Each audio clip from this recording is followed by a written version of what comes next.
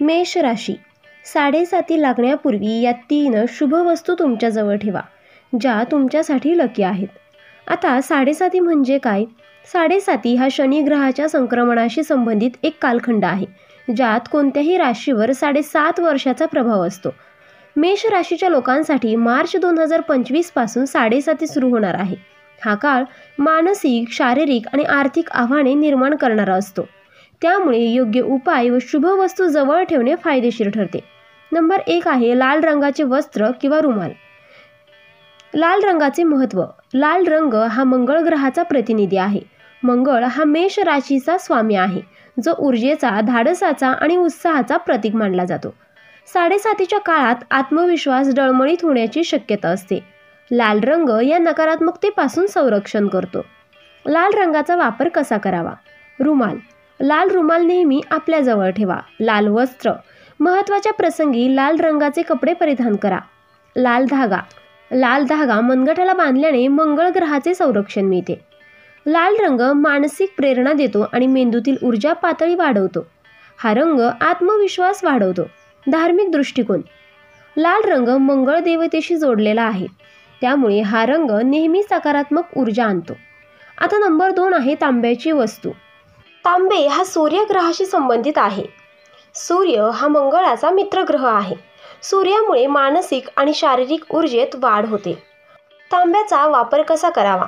रोज सकाळी तांब्याच्या भांड्यातील पाणी प्या. तांब्याच्या अंगठी उजव्या हाताच्या करंगळीत धारण करा.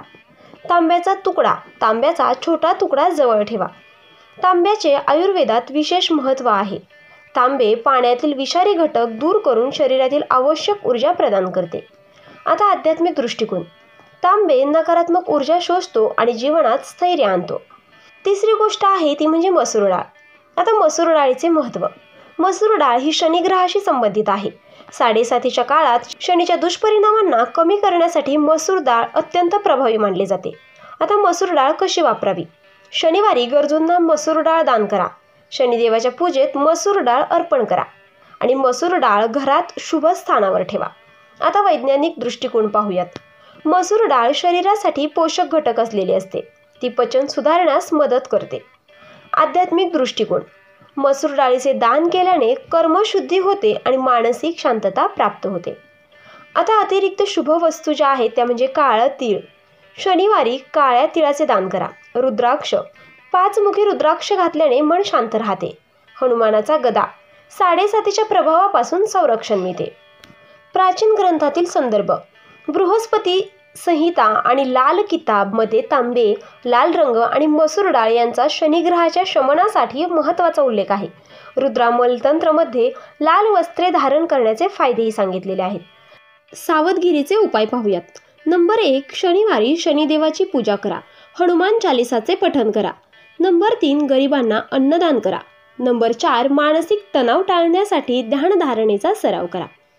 मेष राशीच्या लोकांनी साडेसातीपूर्वी लाल रंगाची वस्त्र, तांब्याची वस्तू आणि मसूर डाळ जवळ ठेवल्यास जीवनात सकारात्मक बदल घडतील.